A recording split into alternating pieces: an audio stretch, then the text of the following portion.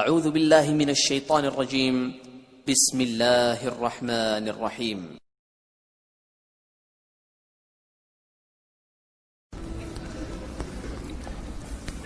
دو آدمیوں کو حکم ہوگا جہنم میں ڈال، ایک دوڑ لگا دے گا اور ایک تھوڑا سا جا کے پیچھے مڑ گئے، پھر اگر جاوے گا پھر اینج ویکھے. تو اللہ تعالیٰ فرمائیں گے ان دونوں کو بلاؤ، دونوں آ جائیں گے. تو اللہ کہیں گے ہاں بھائی تو دوڑ کیوں لاتا، نہیں پتا گوا کھلوتے کیوں دوڑے ہیں؟ وہ کہے گا یا اللہ ساری زندگی تیری کوئی نہیں مانی، میں نے پوچھا آج ہی مان لوں شاید تو مہربان ہو. اچھا دوسرے سے کہے گا تو پیچھے مڑ مڑ کی وے نہ ہو. وہ کہے گا یا اللہ تیرے نیک بندوں سے سنا تھا تو بڑا مہربان غفور و رحیم ہے، تو میں پیچھے مڑ مڑ دیکھتا تھا کہ ابھی مجھے واپس بلائے گا، ابھی مجھے واپس بلائے گا. تو اللہ تعالیٰ فرمائے گا تم دونوں نے مجھے خوش کر دیا، جاؤ جنت. تو بہانے جنتی جا رہے ہوں گے، ادھر جہنمی کھڑے ہوں گے. تو ایک آدمی کہے گا بھائی صاحب ہاں جی جنتی، آپ مجھے پہچانتے ہو؟ کہو ایک دن آپ کو وضو کی ضرورت پڑی تو آپ کے پاس پانی نہیں تھا، میں نے آپ کو وضو کرایا تھا، کوئی میری سفارش کرتے ہو؟ وہ کہے گا یا اللہ اس نے مجھے اپنی ایک نیکی یاد دلائی ہے، میرا جی نہیں چاہتا کہ میں چلا جاؤں یہ جہنم میں جائے. تو اللہ تعالیٰ فرمائیں گے چل اس کو لے جاؤ. اویس کرنی کا نام آپ نے سنا، ٹھیک ہے؟ ان کے بارے میں اللہ کے نبی نے فرمایا حضرت عمر سے، اویس عمر تیرے دور میں ایک شخص آئے گا مدینے سے، اس کا نام ہوگا اویس بن عامر، قبیلہ ہوگا مراد، اور اس کی شاخ ہوگی قرن، جس کو ہم کہتے ہیں اویس کرنی. اس کی شاخ ہوگی قرن، رنگ کا ہوگا کالا، قد ہوگا درمیانہ، اور ایک سفید نشان اس کے جسم پر ہوگا. جب وہ آئے تو تم نے اور علی نے دونوں نے اس سے دعا کروانا. میرے رب کی قسم علی اور عمر کو اویس کی دعا کی حاجت کوئی نہیں تھی. ایک پیغام امت کو دینا تھا، ایک پیغام دینا تھا، جس لیے یہ اس سے دعا کروانی اس لیے کہ اویس نے ماں کی خدمت کر کے اللہ کو اتنا خوش کر دیا ہے، وہ جب ہاتھ اٹھاتا اللہ اس کے ہاتھ خالی نہیں لاتا. یہ ماں کا مقام ہائی لائٹ کرنے کا. 3 سال پہلے میں اویس کرنی کے گاؤں گیا جہاں وہ پیدا ہوئے، ان کے خاندان سے ملا، ان کے لوگوں سے ملا. کالے پہاڑ ہیں، اس میں چھوٹی سی بستی ہے جس میں وہ پیدا ہوئے تھے، اب بھی وہاں کرنی لوگ ہیں. عمر رضی اللہ عنہ کا دور آیا، ہر سال حج کرتے تھے، اویس اویس اویس نہیں ملا. ایک سال سارے حاجی لائن حاضر کر دی، کھڑے ہو جاؤ، ہاں بھائی سب بیٹھ جاؤ، یمن والے کھڑے رہو، بہت سارے لوگ کھڑے، سارے بیٹھ جاؤ، مراد والے کھڑے رہو، تھوڑے سے رہے، سارے بیٹھ جاؤ، قرن والے کھڑے رہو. تو ایک آدمی بچا، صرف ایک. تو آپ نے فرمایا تو کرنی ہے کہ جی اویس کو جانتے ہو؟ میرا سگا بھتیجا، بھائی کا بیٹا، لیکن وہ تو تھوڑا سا ہلا ہوا ہے، پاگل سا ہے. آپ کیوں پوچھ رہے ہیں؟ حضرت عمر رونے لگے، کہا وہ نہیں تو پاگل ہے. ادھر ہے، حج پہ آیا کہ جی آیا ہے. کدھر ہے؟ کہا جی وہ چلے گئے اونٹ چرانے نکل گیا عرفات کی طرف. تو آپ نے حضرت علی کو ساتھ لیا اور عرفات کی دوڑ لگا تھی. وہاں دیکھا تو اویس درخت کے نیچے نماز پڑھ رہے تھے. یہ دونوں جا کے بیٹھ گئے. انہوں نے محسوس کیا 2 آدمی ہیں، تو انہوں نے نماز چھوٹی کر کے سلام کیا. حضرت عمر نے پوچھا کون ہو میرے دوست؟ کہا جی مزدور ہوں. کہا تیرا نام کیا ہے؟ کہا جی اللہ کا بندہ. حضرت عمر نے کہا بھائی سارے اللہ کے بندے ہیں، تیری ماں نے تیرا نام کیا رکھا ہے؟ یہ تو ان دونوں کو جانتے ہی نہیں تھے، پہلی دفعہ آئے تھے. کہنے لگا آپ کو پوچھنے کی کیا ضرورت پڑ گئی؟ تو حضرت علی نے کہا کہ میرے دوست یہ امیر المومنین ہیں عمر بن خطاب، اور میں ہوں علی بن ابی طالب. پھر ویسے ہل گئے، کہنے لگے جی میں تو معافی چاہتا ہوں، میں تو آپ کو پہچانتا ہی نہیں تھا. تو آپ نے کہا تو اویس ہے؟ کہا میں اویس. کہا تو ہاتھ اٹھا ہمارے لیے دعا. وہ رونے لگے کہ جی میں آپ کے لیے دو، میں تو آپ کے قدموں کی خاک بھی نہیں کھاؤں، اور ہے بھی نہیں۔ ساری دنیا کے اولیاء، ابدال، ولی ایک صحابی کے بعد جس نے نبی کو آنکھوں سے دیکھا اس کو کوئی نہیں پکڑ سکتا، اس کے برابر کو نہیں آ سکتا۔ اور پھر عمر جیسی ہستی اور علی جیسی ہستی، آپ نے حضرت علی کا ہاتھ پکڑا اور یہاں سینے سے لگا کر کہا علی تجھے خوشخبری ہو، جنت میں تیرا گھر میرے گھر کے سامنے ہو۔ اور آپ مسجد میں انٹر ہوئے تو آپ کے ادھر ابو بکر تھے اور ادھر عمر تھے، تو آپ نے یوں دونوں کے ہاتھ پکڑ لیے ایسے، اور سامنے صحابہ تھے، کہا مجھے دیکھ رہے ہو کہ جی دیکھ رہے ہیں۔ تو آپ نے کہا قیامت کے دن میں اس طرح اٹھوں گا کہ میرے دائیں طرف ابو بکر ہوگا اور بائیں میرے عمر ہوگا، اور ہم ایسے تینوں اکٹھے قیامت کے دن اٹھائے جائیں۔ اور آپ نے کہا حج والے دن 9 تاریخ کو آپ نے کہا اس وقت میرا اللہ تمام صحابہ پہ فخر کر رہا ہے اور عمر پہ خاص طور پہ فخر کر رہا ہے۔ میرے بعد کوئی نبی ہوتا تو عمر ہوتا۔ اتنے بڑی ہستیوں کو کیا ضرورت ہے اویس کی دعا کی؟ ماں کا مقام بتانے کے لیے یہ ساری بات آپ نے فرمائی۔ دعا کروانی ہے کہ اس نے ماں کی خدمت کر کے وہ کر دیا ہے کہ جب ہاتھ اٹھاتا ہے، یہ مقام جہاد سے نہیں ملا، تبلیغ سے نہیں ملا، ذکر سے نہیں ملا، تہجد سے نہیں ملا، تلاوت سے نہیں ملا، حج سے نہیں ملا، عمرے سے نہیں ملا، خرچ سے نہیں ملا، خیرات سے نہیں ملا، سخاوت سے نہیں ملا، جان دینے سے نہیں ملا، یہ ماں کی خدمت سے مقام ملا کہ عمر اور علی جیسوں کو کہا جا رہا ہے دعا کروانا اس سے۔ اور وہ رو رہے ہیں کہ میں تھوڑا نوکر، میں میری مجال میں تھوڑے واسطے، کہا بھائی اللہ کے نبی نے فرمایا تھا، اللہ کے نبی نے فرمایا تھا کہ دعا کروانی، تو دعا کروائی۔ ان دونوں نے حضرت اویس سے دعا کروائی۔ حضرت عمر نے فرمایا میرے پاس رہو گے؟ کہ نہیں میں آپ کے پاس نہیں رہوں گا۔ کہاں رہو گے؟ کہ میں کوفے رہوں گا۔ تو آپ نے فرمایا کوفے کے گورنر کو خط لکھ دوں؟ تو کہا جی نہیں میں تو عام لوگوں میں رہوں گا، خط نہیں لکھنے۔ اگلے سال حج پہ لوگ آئے تو اپنے وہاں کے سردار سے پوچھا ابھی کوئی اویس کی خیر خبر؟ کہا جی بہت برے حال ہے۔ ارے وہ بہت بڑے آدمی ہیں، اللہ کے نبی نے ہم سے کہا تھا کہ ان سے دعا کروانی ہے، جا کے ان سے دعا کروانا۔ یہ حاجی جب واپس پہنچے تو اویس کو ڈھونڈتے ڈھونڈتے دیکھا تو دریائے فرات کے کنارے نفل پڑ رہے، جا کر بیٹھ گئے۔ اویس بھائی ہمارے لیے دعا کرو۔ لگا تم حج سے آئے ہو، تم کرو کہ میں کروں؟ کہ یا تو کر۔ کہنے لگے کہیں عمر سے تو ملاقات نہیں ہوئی، کہیں میرا پتہ تو نہیں چل گیا؟ ہاں جی عمر سے ملاقات ہوئی۔ تو ان کے لیے دعا کی اور اپنا بوریا بستر اٹھایا اور کوفہ چھوڑ کے بصرے چلے گئے کہ اب میری یہاں مشہوری ہو جائے گی شہرت سے بچنے کے لیے۔ اب ایک اور حدیث سنا، میرے نبی نے فرمایا کہ جب لوگ جنت میں جا رہے ہوں گے، اویس بھی جا رہا ہوگا، دروازے کے قریب اللہ فرمائیں گے باقی سب کو جانے دو، اویس کو روک لو۔ تو وہ اویس پریشان ہو جائیں گے کہ بوئے تھے آتے کیوں رکاوٹ بن گئی، دروازے پہ آگے کیا رکاوٹ ہو گئی؟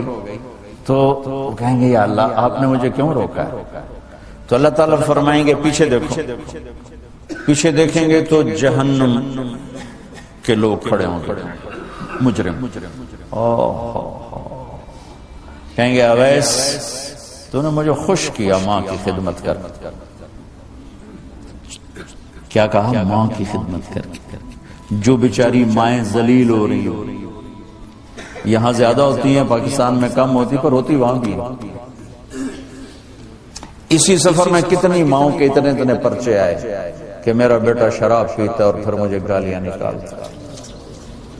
بھر گئے میری جیبیں پرچوں سے، کیونکہ مستورات بھی بیان میں آتی تھی، تو ہر بیان میں کوئی نہ کوئی پرچہ آیا کہ میرا بچہ مجھے گالیاں نکالتا ہے، شراب پیتا ہے، زنا کرتا ہے، پھر مجھے گالیاں نکالتا ہے۔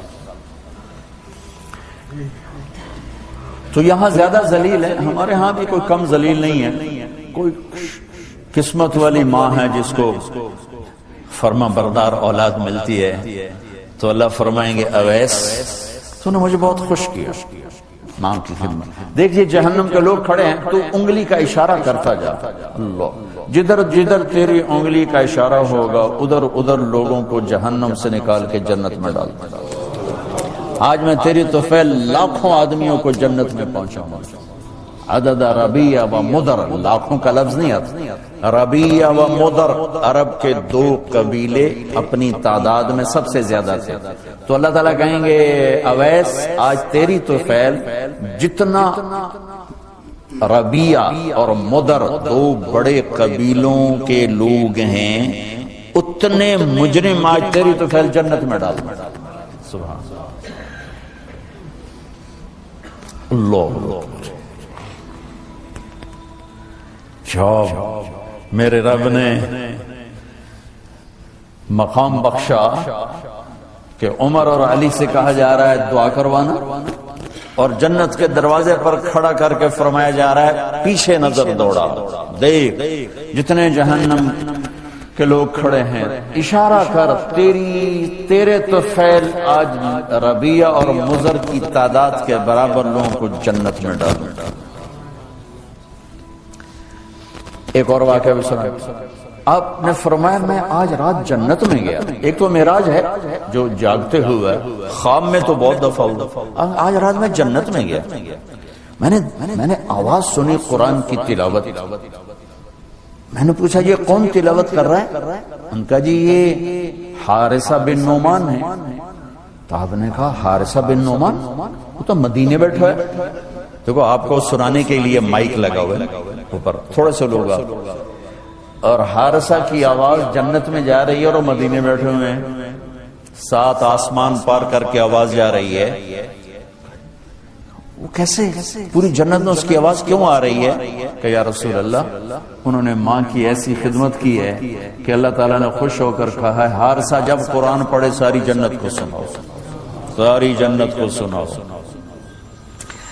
اچھا کیسی خدمت کرتے تھے؟ ماں کی کیسی خدمت کرتے تھے؟ ان کے کپڑے بیوی سے نہیں دھلاتے تھے، خود دھوتے تھے.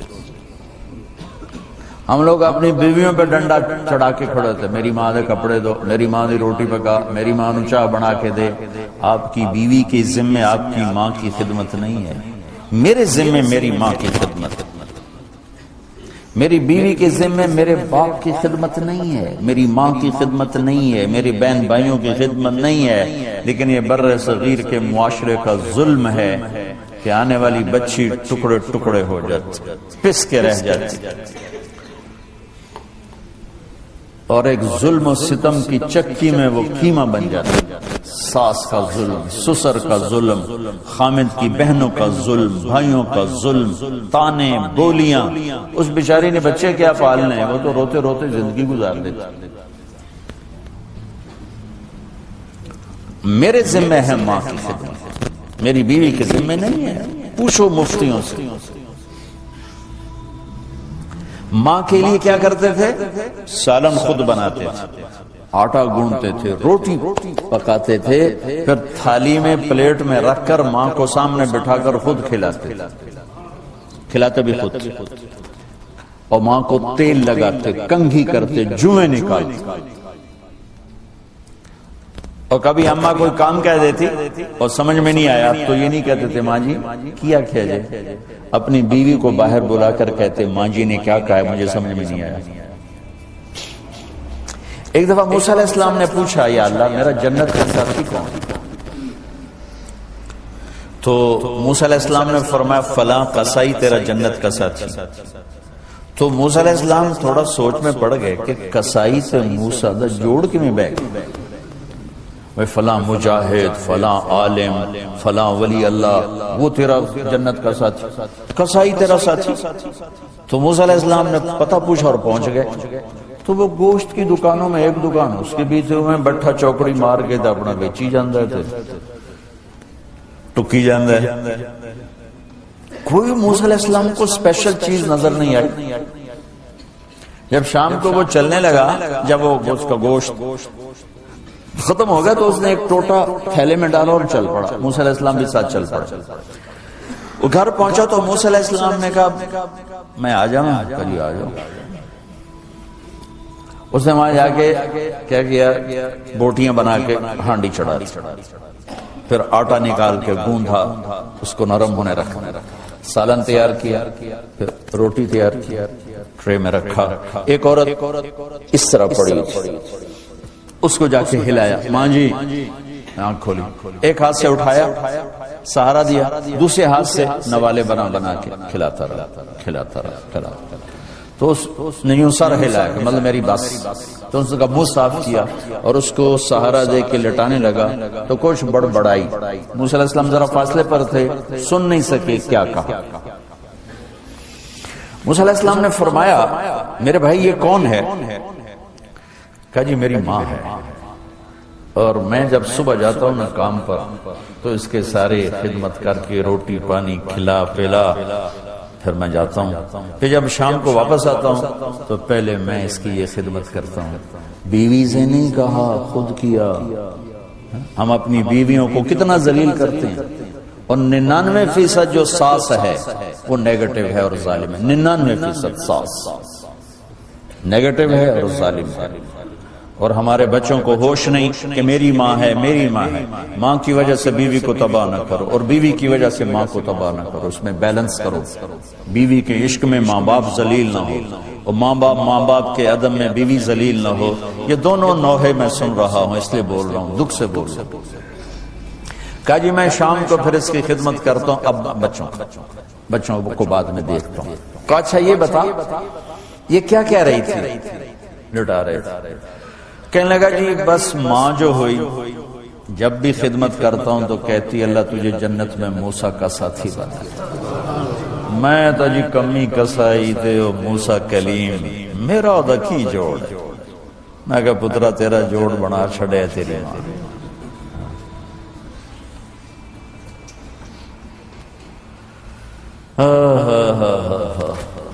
تو خیر بہت سی باتیں آپ کو بتا دیں، جی میں آئے تو کر لینا۔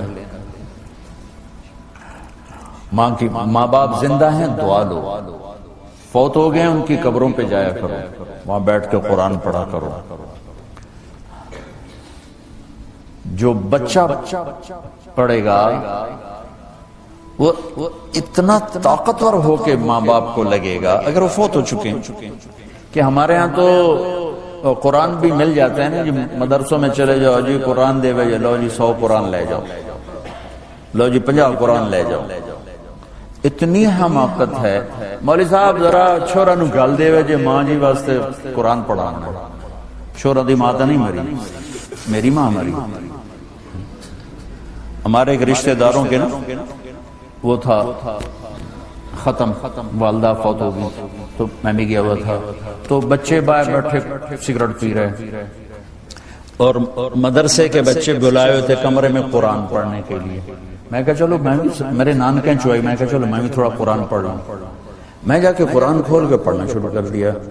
تھوڑی دیر بعد مجھے محسوس ہوا کہ یہ بچے قرآن نہیں پڑھ رہے۔ میں نے جب دیکھا تو وہ نیچے ایک چھوٹا سا ریڈیو پڑا تھا، اس میں انڈیا پاکستان کا کرکٹ میچ ہو رہا تھا، اس کی کمنٹری چلتی اور وہ سارے وہ سن رہے تھے،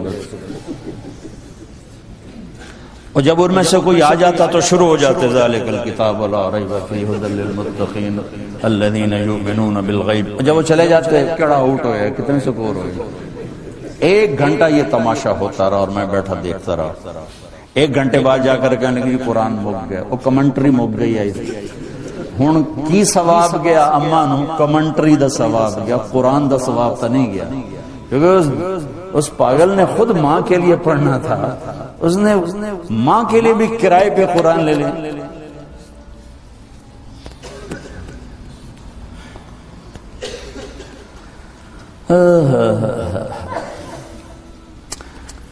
زندہ ہیں دعا لو، مر گئے ان کے لیے ان کی قبر پہ نہیں جا سکتے ہو، یہاں کی زندگی بہت تیز ہے، کبھی تو جایا کرو، کسی ویکنڈ پہ چلے جایا کرو، کسی اتوار پہ چلے جایا کرو، کسی ہفتے کو چلے جایا کرو، مہینے بعد 2 مہینے بعد، سال میں 1 دفعہ، کہ یہ ان کا حق ہے، ان کا حق ہے۔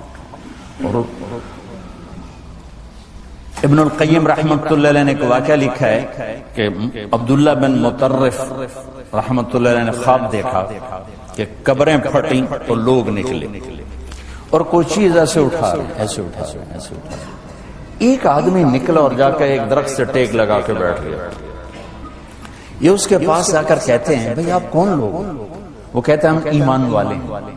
کہ یہ کیا ہو رہا ہے؟ کہ جو رشتہ دار ثواب بھیجتے ہیں یہ وہ اکٹھا کر رہے ہیں. کہ تم کیوں نہیں اکٹھا کر رہے ہو؟ کہ میرا بیٹا حافظ قرآن ہے, ایک قرآن روزانہ ختم کر کے مجھے بھیج دیتا ہے, تو میں نے پرچون دی لوڑ نہیں رہ جانے, میرا تھوک دا کام. کہ تیرا بیٹا کیا کرتا ہے؟ کہ اس کی مٹھائی کی دکان ہے بازار. آنکھ کھل گئی, صبح ہوئی تو پہنچ گئے, بازار کھلا, دیکھا تو ایک نوجوان بیٹھا ہوا اور مٹھائی بیچ رہا اور ہونٹ ہل رہے ہیں. پہلے اس کو چیک کرتے رہے, پھر اس کے پاس آئے, بیٹا تیرا نام کیا ہے؟ وہی نام تھا جو خواب میں سنا. یہ کیا پڑھ رہے ہو؟ کہ جو قرآن پڑھ رہا ہوں. کتنا پڑھتے ہو؟ ایک ختم روزانہ پڑھتا. کیا کرتے ہو؟ کہ والد کو ایصال ثواب کرتا. کیا اتنی مشقت کیوں اٹھاتے ہو؟ کہ وہ میرے لیے بہت کچھ چھوڑ گیا, میں چاہتا ہوں میں بھی اس کے لیے کچھ حصہ بنتا رہوں. تو یہ والدین کے حقوق میں سے کہ اگر وہ چلے گئے ہیں ان کے لیے ایصال ثواب کرو. ہمارے نا ایک فیملی تھی, 22 سال سے ان کے گھر میں مجرا بھی ہوتا تھا, جوا بھی ہوتا تھا. تو میں نے سلام دعا پڑھائی اور ایسا ایسا اللہ نے فضل فرمایا, سارے توبہ کر گئے. تو کہنے کہ ہمیں حج پہ لے چلو, میں حج پہ لے گیا. یہ 92 کی بات. تو میں مینا میں سویا ہوا تھا, تو میں نے ان کے باپ کو میں نے خواب میں دیکھا, تاکہ میرے بیٹوں کو کہہ دیں کہ تمہاری نیکیاں مجھے پہنچنا شروع ہو. کہ میں نے دیکھا کہ میرے بچوں کو بتا دیں کہ تمہاری نیکیاں مجھے پہنچنا شروع ہو. تو بھائیو, جناب رسول اللہ صلی اللہ تعالی علیہ وسلم ایک زندگی لے کر آئے. اس کا میں نے چند گوشے آپ کو بتائیں. آپ ایک مکمل اور کامل اور اکمل اور اعلیٰ اور حسین ترین زندگی لے کر آئے. فَبِأَيِّ آلَاءِ رَبِّكُمَا تُكَذِّبَانِ